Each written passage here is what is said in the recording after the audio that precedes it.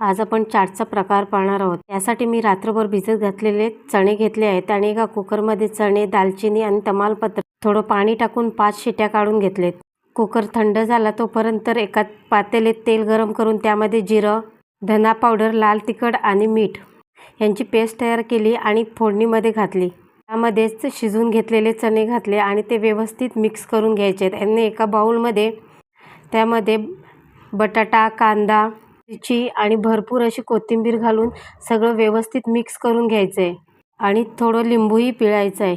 लिंबूमुळे चटपटीत अशी आपली चना चाट तयार होईल। आणि थोडं चाट मसालासुद्धा घालायचा आहे आणि चाट मसाला घातल्यामुळे थोडं चटपटीत असा आपला चाट तयार होईल आणि व्यवस्थित मिक्स करून घ्यायचं आहे।